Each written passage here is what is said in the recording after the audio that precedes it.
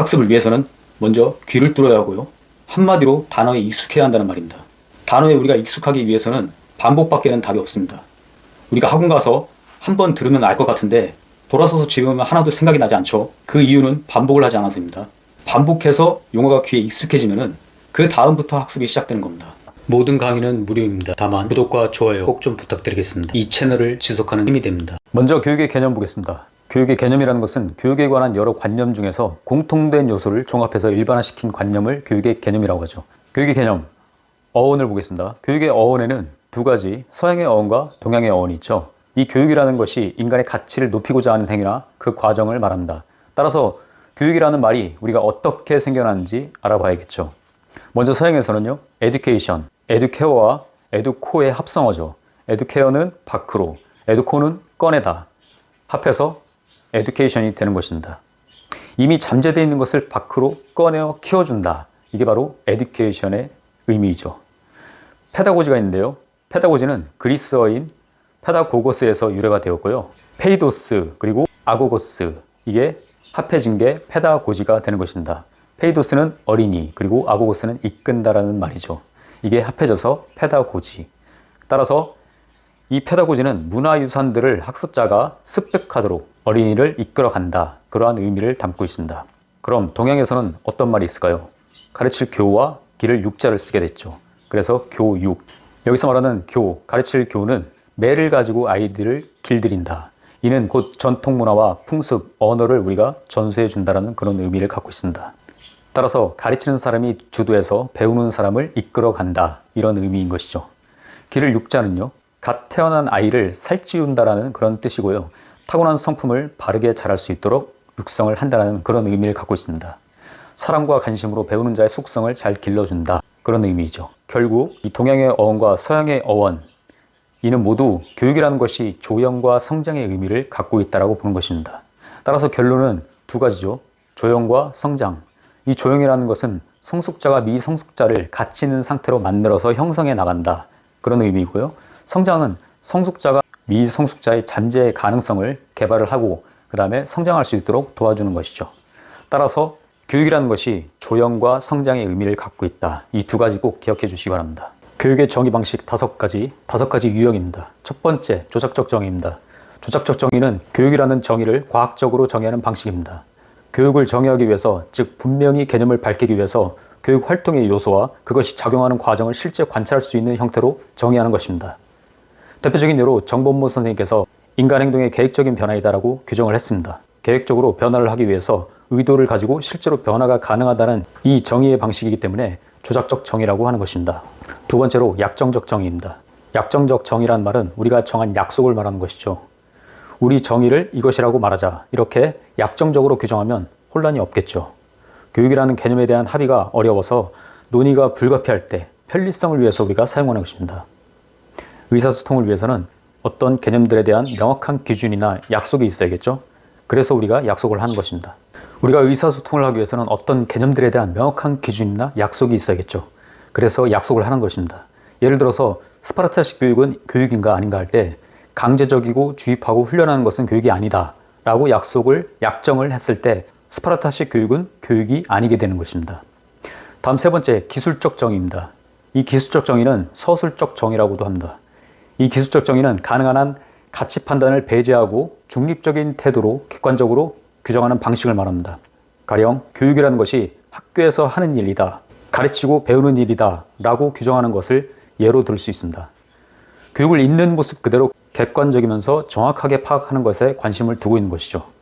이 기술적 정의는 교육이 본질적으로 추구하는 목적인 인간의 가치, 자아실현 이런 것을 배제하고 정의하기 때문에 교육의 수단적 가치나 교육의 외재적 가치가 개입된다는 한계점을 갖고 있습니다. 다음 네 번째, 규범적 정의입니다. 이 규범적 정의는 교육의 내재적인 목적이나 가치, 도덕적 의미가 의도적으로 들어가 있는 정의입니다. 교육을 궁극적 목적과 결부시키려는 입장이죠. 교육이라는 가치를 실현하는데 요구되는 기준을 밝히는 방식을 말합니다. 그리고 가치 실현을 위한 교육의 본질에 비중을 두었죠. 인격 완성이나 자아 실현을 통해서 진리나 가치를 추구한다. 이런 말이 들어가 있으면 규범적 정의인 것입니다. 예를 들어서 교육은 미성숙한 아동을 인간다운 삶 속으로 입문시키는 과정이다. 피터스가 이야기했죠. 이런 것도 바로 규정적 정의입니다. 이 규범적 정의는 교육의 본질적인 목적을 밝힌다는 장점이 있고요. 단점으로서는 교육의 내재적 의미만을 중심으로 정의하기 때문에 그 의미가 아주 협소할 수 있습니다. 다음은 기능적 정의입니다. 교육을 무엇을 위한 수단으로 규정하라는 입장이죠. 그렇기 때문에 교육의 도구적 가치를 중요시하고요. 예를 들어서 사회 발전이나 경제 발전, 개인의 사회적 출세 이런 것들이 나오면은 기능적 정의인 것입니다. 장점으로서는 교육 현상을 객관적으로 묘사할 때 사용하고요. 단점으로서는 교육의 외재적 의미만을 부각시키기 때문에 교육의 본질적인 측면에 소외를 가져올 수 있겠죠. 여기서 우리가 규범적 정의와 기능적 정의 그리고 조작적 정의의 한계점, 문제점, 단점에 대해서 한번 보도록 하겠습니다. 먼저 규범적 정의는 교육 과정이나 교육 현상을 파악하는 데 어려움이 있겠죠. 본질적인 측면, 내적인 측면만 바라보기 때문입니다. 그리고 실생활 요구가 반영되지 않기 때문에 비실제적이고 비현실적이다. 이러한 단점, 한계점이 있습니다. 기능적 정의는요, 교육의 본질, 인격 완성, 자아실현, 가치 추구를 소홀히 했죠. 그렇기 때문에 수단에 초점을 두고 여러 부조리한 현상을 초래할 수 있다는 단점이 있습니다. 다음에 조작적 정의는요, 인간 행동의 내적 측면보다는 관찰 가능한 객관적인 이러한 외적 변화를 주로 한다는 점에서 상당히 제한적이죠. 자, 여기서 우리가 눈여겨봐야 할 부분은 정법무의 교육의 개념과 그 다음에 피터스의 교육의 개념입니다. 정법무가 말한 교육은 인간 행동의 계획적인 변화다.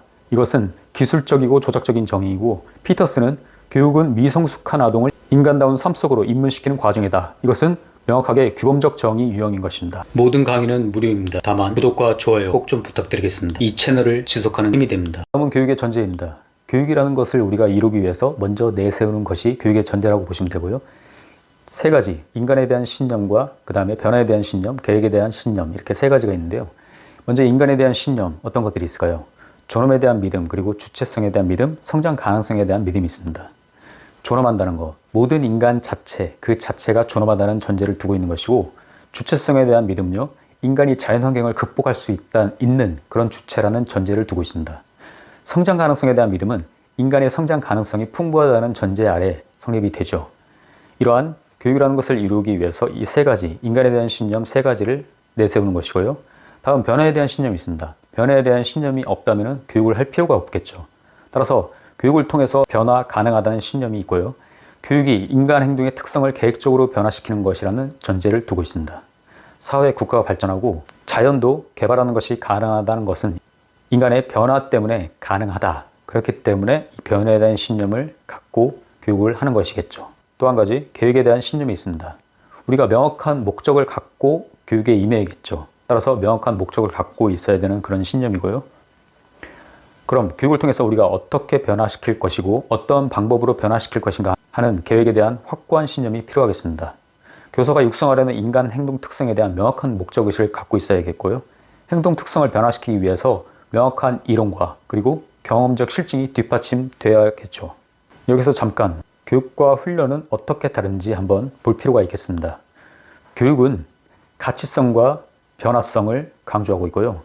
이 교육은 어떠한 신념의 변화, 가치 지향적이고 전인으로서 변화, 그리고 지적, 창의적, 자발적 참여를 강조하는데요. 훈련은 단순히 기술의 연마, 그리고 가치가 중립적이고 부분적 기능의 변화나 기계적이고 반복 연습을 한다는 그런 교육과 훈련을 서로 비교해 볼 수도 있어야겠습니다. 그럼 또 하나, 교수와 교화, 이 의미는 어떠한 다른 점들이 있을까요? 먼저 교수는 지식과 신념을 이해하고 근거와 이유가 있어야 합니다. 그리고 이해를 추구하고 있죠. 하지만 교화라는 것은 지식을 단순하게 전달하고 그 다음에 어떤 신념을 전달하고 또 하나 근거와 이유는 없고 단순하게 정답만을 강요하는 것, 이게 바로 교화죠. 교화와 교수, 이것도 서로 비교할 수 있어야겠습니다. 자, 다음 교육의 요소입니다. 교육의 요소 세 가지 있었죠. 교육이라는 활동이 이루어지기 위해서 반드시 필요한 이 교육의 세 가지 요소가 있습니다. 첫 번째, 교사, 그리고 학생, 교육 내용, 이 세 가지죠. 교사는 교육자를 말하고 학생은 피교육자를 말하고 교육 내용은 매개체를 말합니다. 교사는 가르치는 입장에 선 사람이고요. 학생은 배우는 사람의 입장에 선 사람이죠. 그리고 이 교사와 학생 중간에 매개체가 있어야겠죠. 교육자와 피교육자를 연결해주는 매개물. 학교에서는 뭐가 있죠? 바로 교과서가 있겠죠. 자, 그럼 이 교육의 세 가지 요소가 어떠한 상호관계가 있는지 보겠습니다. 이 교육은 이 세 가지 요소, 교사, 학생, 교육 내용, 이 세 가지 요소의 역동적인 상호관계에 의해서 이루어지고 있습니다. 교육적인 가치는 교육의 세 가지 요소 상호작용에 의해서 상호작용이 있어야겠죠. 그리고 또 하나, 교육적 가치의 실현 과정을 우리는 무엇이라고 하나요? 교육 과정이라고 하는 것입니다. 이 세 가지 요소가 갖춰야 될 내용이 있겠죠. 먼저 교사는 가르칠 교육 내용에 대한 지식과 방법을 당연히 가지고 있어야겠죠. 또한 교사는 건전하고 바람직한 태도와 가치관 그리고 인격을 갖추고 있어야겠죠. 자, 그럼 학습자는요. 학습자는 주체성과 내가 배우고자 하는 그러한 의지를 갖고 있어야겠습니다. 교육 내용, 매개체죠. 이 교육 내용은 인류가 그동안 쌓아놓은 문화 가치가 있는 내용이어야 되겠고요. 그리고 내용이 학습자에게 의미 있고 바람직해야 합니다. 이 세 가지 요소, 이 꼭 세 가지 요소 필요한 조건, 근본 조건 꼭 알아두시면 되겠습니다. 교육의 형태입니다. 교육의 형태는 교육자의 의도, 대상, 내용, 방법, 장소, 과정 등에 따라서 구분을 하고 있습니다. 그래서 크게 형식적 교육과 비형식적 교육이 있는데요. 먼저 형식적 교육은 제도권 내 교육을 말하는 것이죠. 학교를 바로 제도권 교육이라고 하죠. 이 형식적 교육, 제도권 교육은 체계적인 학습을 진행하고 있고 학습이 굉장히 논리적이고 일관성이 있겠죠. 체계적이니까. 단점도 물론 있습니다. 학습자의 요구와 개성을 경시할 수 있고요. 단순하게 모두 다 같이 교육을 하기 때문에 획일적인 교육이 이루어질 수 있는 것이죠. 그럼 비형식적 교육은요. 제도권 밖의 교육, 학교 외의 교육을 말하는 것입니다. 학교 외에도 학교 밖에서도 교육을 하고 있죠. 가정교육 그리고 또래나 대중매체 등을 통해서 우리가 요즘은 유튜브를 많이 보죠. 제도권 밖의 교육을 우리가 또 받고 있는 것입니다. 비형식적 교육은 장점이 학습자의 요구, 개성, 특성을 반영을 하고 있다는 것이죠. 단점은요. 체계적이고 일관성이 있을 수가 없습니다. 체계성과 일관성이 없다는 것이죠. 그리고 바람직하지 않은 내용까지 포함할 수 있다는 것입니다. 평생교육은 이 형식적 교육과 비형식적 교육 모든 교육을 다 통칭해서 말하는 것이고요. 평생교육이라는 것은 전생에 태어나면서부터 무덤까지 이루어지는 그러한 교육을 평생교육이라고 하고요. 수직적, 태어나면서부터 무덤, 그리고 수평적, 가정, 학교, 사회 등을 통합하는 교육을 모두 총칭하는 게 바로 평생교육입니다. 헌법 제31조 교육 조항을 보면요. 첫째, 모든 국민은 능력에 따라서 균등한 교육을 받을 권리를 가진다. 두 번째, 모든 국민은 그 보호하는 자녀에게 초등교육과 법률이 정하는 교육을 받게 할 의무를 진다. 세 번째, 의무교육은 무상으로 한다. 네 번째, 교육의 자주성, 전문성, 정치적 중립 및 대학의 자율성은 법률이 정하는 바에 의해 보장된다. 다섯 번째, 국가는 평생교육을 진행해야 한다. 여기서 딱 나왔죠. 평생교육 조항이 있습니다. 헌법 제31조 교육조항에 평생교육 명시가 되어 있는 것이죠. 여섯 번째, 학교교육 및 평생교육을 포함한 교육제도와 그 문명, 교육재정 및 교원의 지위에 관한 기본적인 사항은 법률로 정한다. 이렇게 딱 나와 있습니다. 그럼 평생교육의 이념에 대해서 보겠습니다. 먼저 일반적인 이념이 있는데요. 학교 교육을 포함한 모든 형태의 교육에 정통성을 부여한다는 전체성이 있고, 시간은 태어나면서부터 죽을 때까지, 공간은 가정학교, 사회교육, 수직, 수평, 이 모든 교육을 통합한다는 거. 그리고 또 하나, 교육 장소나 시간, 내용, 방법 등을 다양하게 해서 어떤 환경과 처지의 학습자라도 교육을 받을 수 있다는 그런 융통성이 있어야 된다. 융통성을 이야기하고 있습니다. 또 하나, 민주성. 학습자가 원하는 종류와 양의 교육을 얼마든지 받을 수 있다. 상당히 민주적이죠. 이렇게 일반적인 이념 4가지가 있고, 평생교육법에 명시된 이념이 있습니다. 평생교육법 제4조에 나와 있는데요. 4가지입니다. 모든 국민은 평생교육의 기회를 균등하게 보장받고, 평생교육은 학습자의 자유로운 참여와 자발적인 학습을 기초로 해서 이루어지고, 평생교육은 정치적 개인적 편견의 선전을 위한 방편으로 이용돼서는 당연히 안 되겠죠. 또 하나, 일정한 평생교육과정을 이수한 자에게 그에 맞는 자격과 학력 인정을 부여를 해야겠죠. 당연한 것입니다. 2001년 초등 기출문제를 보면요. 평생교육은 일반 교육과 전문교육과의 조화로운 균형을 강조하고 연령 제한이 없고 학습자와 자기주도적 학습을 강조합니다. 또한 교육의 융통성과 자율성을 존중을 하고요. 평생교육은 평생에 걸친 교육 기회의 균등한 분배를 확대하기 위해 노력한다. 결국 평생교육은 인간의 삶의 질을 나선형으로 향상시키는 것을 목적으로 둔다. 이렇게 나와 있습니다. 또 하나 보면요. 평생교육을 학교교육과 사회교육을 포함하는 포괄적인 개념으로 이해할 때 평생교육의 확립을 위한 기본 방향은 다음과 같다. 학교, 사회, 가정이 연계되도록 해야겠죠. 그리고 평생교육은 학교교육과 사회교육이 분리되는 체제인 복선제와는 다르다. 학교교육하고 사회교육하고 분리되는 이런 체제가 복선제라고 하는데 분리되면 안 되겠죠, 당연히. 따라서 사회교육도 그 질적인 수준에 따라서 학교교육과 동일한 자격이 인정돼야 되겠고, 직업교육과 훈련과정은 학점제와 같은 단위제로 해야 된다. 예, 복선제가 아니고 단선제, 단위제로 해야 된다는 것이죠. 자, 다음 문제입니다. 다음은 랭그란드의 평생교육에 관한 견해입니다. 사회 전체가 교육의 기회를 제공을 해야 되겠죠. 그리고 계획적이고 의도적인 학습뿐만 아니라 우발적인 학습도 중요시해야 되고, 교사에게 의존하기보다는 학생의 주도성을 중시해야 되고, 문화의 전달보다는 끊임없는 자기 발전을 중시한다. 지금 제가 이 말씀드린 기출문제들은 제가 기출문제 객관식, 예전 기출문제 객관식을 제가 이렇게 풀어서 이야기를 하는 것입니다. 그럼 학점은행제, 학습 계좌제 이야기가 나왔었는데, 평생교육을 통해서 어떠한 학습을 하게 되면 그것에 대한 자격 인정을 부여를 해야 한다겠죠. 그게 어떻게 이루어질까요? 학점은행제, 학습 계좌제를 통해서 자격 인정을 부여한다는 것입니다. 여기서 말하는 학습은행제, 학습 계좌제는 학교와 학교 밖에서 이루어지는 다양한 학습 경험이 인정해야겠죠. 그래서 한국교육개발원에 등록을 한다. 이 학점이 누적되어서 일정한 기준을 충족하면 학위도 취득 가능하고요. 학점은행제는 평생학습 사회를 만들기 위한 그러한 제도라고 보시면 됩니다. 모든 강의는 무료입니다. 다만 구독과 좋아요 꼭 좀 부탁드리겠습니다. 이 채널을 지속하는 힘이 여러 개념들이 있는데 성인교육이 있습니다. 이 성인교육은 문해교육이죠. 학교교육을 제외하고 국민의 평생교육을 위한 모든 형태의 조직적인 교육을 말합니다. 교육이요. 이 성인교육의 특성은 성인을 대상으로 하면서 직업생활이나 여가, 오락, 교양 등 보다 나은 삶을 위해 발전된 교육 형태이고요. 이 성인교육은 앞서 말씀드렸듯이 문자를 쓰고 읽고 뜻을 이해할 수 있도록 하는 교육이고, 그래서 문해교육이라고 했죠. 문해교육은 초기 읽고 쓰고 말하기 이 세 가지 영역을 중심으로 시작을 했고, 점차 자존감과 자신의 권리를 찾아서 사회적인 활동을 할 수 있도록 돕는 그러한 운동이 바로 성인교육입니다. 그 다음 전인교육은 어떤 뜻인지 볼게요. 이 전인교육은 산업화로 인해서 교육의 비인간화 현상을 없애고, 그리고 인간성 회복을 위해서 대두된 개념인데요. 이 전인, whole person은 지덕체의 조화로운 발달을 도모하기 위한 그런 교육입니다. 가정교육이라는 개념도 있었죠. 이 가정교육이라는 것은 가정 내에서 상호작용하는 자연 발생적인 교육 활동입니다. 이 가정교육 정말 중요하죠. 그래서 인간의 모든 기본 발달은 가정교육에서 만들어진다고 봐도 과언이 아닌데요. 이 프로이드라는 사람은 0세에서 6세, 만입니다. 만 0세에서 6세부터 이 시기 때 성격 발달의 결정적인 시기로 보았습니다. 이때 결정되면 끝난다는 이야기입니다. 블룸은요, 8세까지 인간의 지능 80%가 발달한다고 주장했습니다.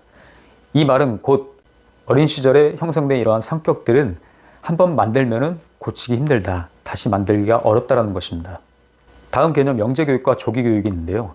이 영재교육, 영재라는 것은 지능지수가 평균 상위 1%에 속하는 것입니다. 평균보다 높고 상위 1%에 속하는 자를 바로 영재라고 하는데요. 렌줄리의 정의를 보면은 영재는 일반 능력과 창의성, 그리고 과제 집착력, 이러한 것들에 요인해서 모두 평균 이상의 특성을 보유한 사람을 영재라고 합니다. 영재교육진흥법을 보면은 영재라 함은 재능이 뛰어난 사람으로서 타고난 잠재력을 개발하기 위해서 특별한 교육을 필요로 하는 자를 영재라고 합니다. 또 조기교육이란 말이 있는데요. 이 조기교육은 학력에 도달하지 않은 어린이들을 일정한 교육과정에 따라 교육하는 것, 준비한다는 것이죠. 미리 준비하는 것. 따라서 조기교육 준비는 대체 어떤 기술과 기능을 언제 가르칠 것인가, 이러한 교육의 투입 시기에 관한 문제를 다루고 있습니다.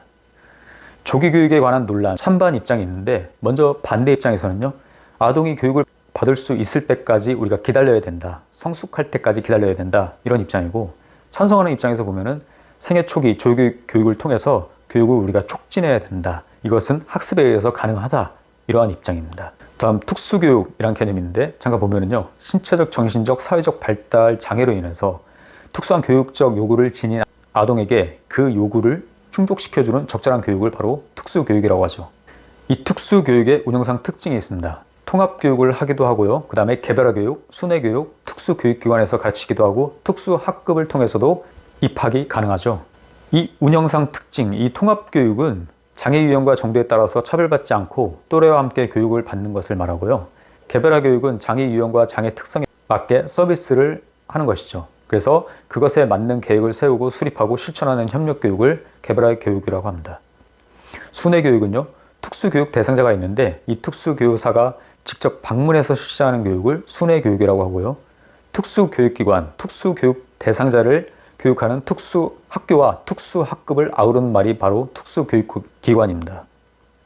특수학급은요, 통합교육을 위해서 일반 학교에 설치된 학급인데요. 중증 장애 학생도 특수학급 입학이 가능합니다. 이 사회에 적응하기 위해서 이 특수학급을 운영을 하는 것이죠. 대안교육에 대한 개념이 있는데, 이 대안교육은 지식 위주의 학교 교육의 한계를 극복하고 새로운 교육 이념을 추구하는 그러한 대안교육 운동을 대안교육이라고 합니다. 이 대안교육은 교육의 주체인 학생이 스스로 배우도록 유도하고 공동체 가치를 중시하고 노작 교육을 통해서 생명 존중과 사회적 협동을 체험시키는 그런 교육을 말합니다. 우리나라에도 대안교육 학교들이 있죠. 이 대안교육에도 인가가 있고 비인가가 있습니다. 제도 속 안의 대안학교는 인가학교고 제도 밖의 대안학교는 비인가입니다. 교육부에서 요구하는 것, 필수적인 것을 그에 맞게 가르치면은 인가를 해주는 것이고, 대안학교에서 원하는 대로만 가르치게 되면은 인가를 안 해주는, 그래서 인가학교는 학력 인정을 해주고요, 비인가학교는 학력 인정이 안 되기 때문에 따로 검정고시나 학력 취득을 해야겠죠. 자, 기출문제를 한번 보면은요, 미국 등에서 시작된 홈스쿨링 운동이 확산되고 있는 이유는 첫 번째, 학습권에 대한 요구가 높아지고 있다. 두 번째, 공교육에 대한 신뢰도가 낮아지고 있기 때문이다. 세 번째, 가정교육의 교육 기능을 회복하려는 의식이 높아지고 있기 때문이다. 홈스쿨링은 교육받을 권리를 존중한다. 홈스쿨링의 장점이 있겠죠. 장점은 가정에서 학습자의 개성과 흥미, 그리고 학습 능력을 고려해서 학습 방법과 학습 계획을 세우고 교육 환경과 방법을 선택할 수 있는 그런 대안학습 중에 하나라고 보시면 되겠죠. 자, 또 하나, 최근 교육에서 일어나는 변화를 가리켜서 교육에서 학습으로의 변화라고 말하는 사람들이 주목하는 변화가 있습니다. 바로 교육자 주도의 교육보다 학습자 스스로 추구하는 학습이 일반화되고 있는 추세입니다. 학습자 스스로 추구하는 학습이라는 것이 무엇일까요? 자기 주도적 학습이라고 합니다. 자, 다음 교육의 필요성과 가능성에 대해서 보겠습니다. 인간은 다른 동물과 달리 미성숙한 상태에서 태어나죠. 따라서 이를 극복하고 발전시켜 나가야 하는 과정이 반드시 필요한 것입니다. 그렇기 때문에 교육의 필요성이 대두가 되는 것이죠. 개인적으로는 가치 실현이 있고요, 사회적으로는 사회 발전, 사회화, 변화, 유지, 존속, 통합, 통제, 충원 등을 위해서 교육이 필요하다. 문화적으로는요, 문화를 창조하고 재생산하고 전달하고 존속하기 위해서, 그리고 국가적으로는 인력을 개발하고 인력을 양성하고 이러한 인력 양성을 통해서 국가가 발전할 수 있다. 아리스토텔레스가 국가론에서 이야기를 했었고, 독일의 피테가 독일 국민에게 고함이라는 책을 또 쓰기도 했었죠. 아들러는 인간의 결핍과 열등이 우월의 욕구를 향해서 끊임없이 노력하며 극복하게 하는 힘이라고 주장을 했습니다. 그 이유는 무엇일까요? 이렇게 말한 이유는 바로 교육의 필요성을 역설한 것입니다. 우리가 필요성을 봤으면 그럼 교육의 가능성에 대해서 보겠습니다. 교육을 통해서 우리가 어떠한 가능성을 엿볼 수 있는가? 인간의 본성을 어떻게 이해하고 보는가에 따라서 교육관, 교수학습, 그리고 방법, 교육 과정 등이 다릅니다.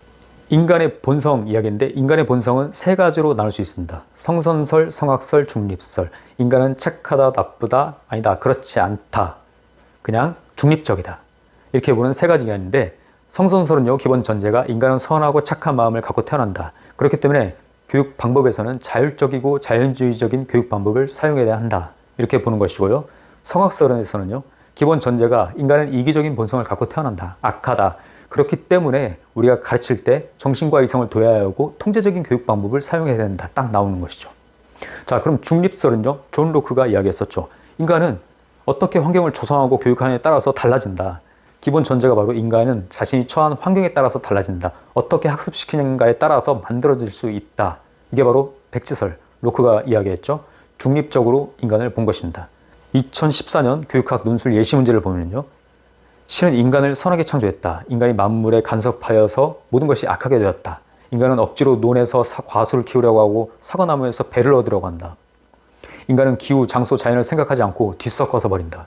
또한 모든 것을 깨트려 보기 싫게 한다. 만약 교육조차 없었더라면 세상 만사 뒤틀려 인류의 반도 남지 않았을 것이다. 루소의 M이라서 이렇게 이야기했는데, 이거는 뭘까요? 네, 성선설의 입장인 것이죠. 따라서 루소는 인간의 본성을 착하게 보는 성선설적 입장을 취하고 있습니다. 자, 다음은 교육의 목적 보겠습니다. 이 교육의 목적이라는 것이 무엇일까요? 교육의 목적이라는 것은 교육이 지향하는 바, 교육이 지향하는 기본적인 방향이 바로 교육의 목적입니다. 교육의 궁극적인 목적은 사실 이상적 인간을 형성하는 것이죠. 이 교육의 목적에 기능이 있습니다. 교육 활동의 구체적인 방향을 제시를 해주고요, 목적, 한 가지의 기준이, 목적이 있기 때문에 그쪽 방향으로 갈 수 있는 길을 제시를 해주겠죠. 따라서 교육 내용의 선정과 조직의 기준을 제시를 해주고요, 교육 학습 활동 후에 교육 평가의 기준 자체도 제시를 합니다. 그럼 이 교육의 목적에는 두 가지가 있는데요. 내재적 목적과 외재적인 목적이 있습니다. 내재적인 목적은 교육하는 것 자체가 목적이고 다른 수단이 될 수가 없다. 그러한 입장이고요. 외재적인 목적은 교육을 인간의 도구와 같은 수단으로 볼 수 있다. 수단으로 이용할 수 있다고 보는 입장이 바로 외재적인 목적입니다. 그럼 교육의 가치 실현, 그리고 자아 실현, 전인 발달, 이거는 내재적인 목적이겠죠. 그리고 교육을 수단으로서 사회 출세, 사회 발전 이런 거면은 외재적인 목적인 것입니다. 존 듀이는 교육활동 자체를, 피터스는 교육과 고유한 가치에 주목하면서 교육의 내재적 목적을 주장했다. 또 하나, 이왕은 도리로서 자기가 알아야 할 바를 삼고 덕행으로서 자기가 행해야 할 바를 삼는다는 위기작을 강조했다. 이거 교육의 내재적인 목적을 강조한 것이죠. 자, 이렇게 우리가 이번 시간에 교육의 필요성과 가능성 그리고 교육의 목적까지 한번 알아봤습니다.